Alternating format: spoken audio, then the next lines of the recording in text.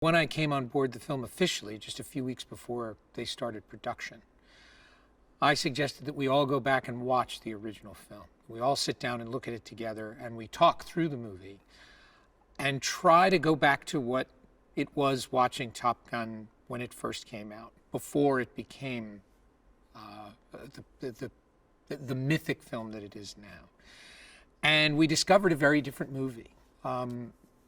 There were all the scenes that we remembered that seemed to be such a big part of the movie were actually part of a much deeper tapestry.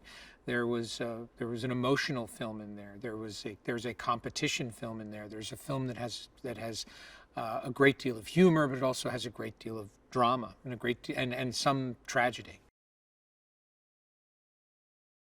During the writing of the film, also during the shooting and in the editing of the film, we found ourselves time and again leaning towards recreating moments of the film, leaning towards as opposed to creating new ground. And we found time and again that the more we let go of the original movie and went in our own direction, the film became much more true. And that there really was the possibility to make something that stood alone. It was very important to Tom and I when we would talk about Top Gun that you didn't have to see the original movie in order to enjoy this one. The pilots in the film, that was a fascinating challenge. We very much wanted to have a more developed group and a greater sense of the pilots around him. One of the things I said to Tom in that early meeting was that the original Top Gun was not just about Maverick. It wasn't just about Maverick and Goose. It was about a culture. It was about the culture of these pilots and the competition that they all had with one another, the spirit of competition that they all had with one another. And we wanted to bring some of that in, but it also had to, again, be its own story. And as a result, all of the pilots that were in this film seem to be more richly drawn. It seems to be a deeper bench of pilots, but also a richer canvas. The thing that has me most excited about this movie, the thing of which I am most proud, is it truly is the kind of movie they don't make anymore. It not just in its scope and its scale, but in its emotion. In its characters, in its storytelling. It's very much a modern film, but it's also very much steeped in classic storytelling that I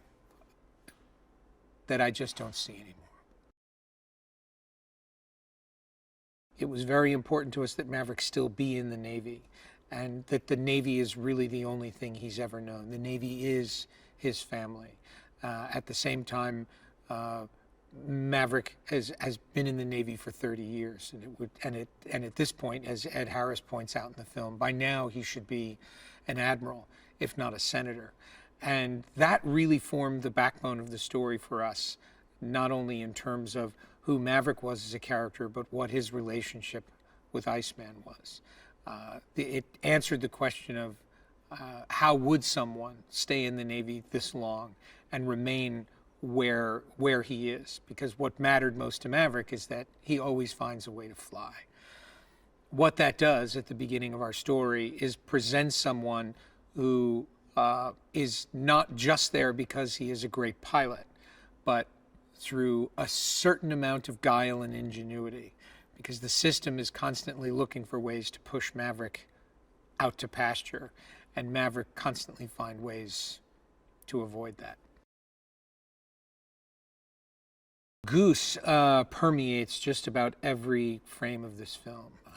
He's a character that everybody loved from the first movie, Maverick especially, and obviously his son Bradley, aka Rooster, is a very important character in the film. And it was a real challenge because, again, we didn't want to take audiences out of the movie and ask them to remember another film.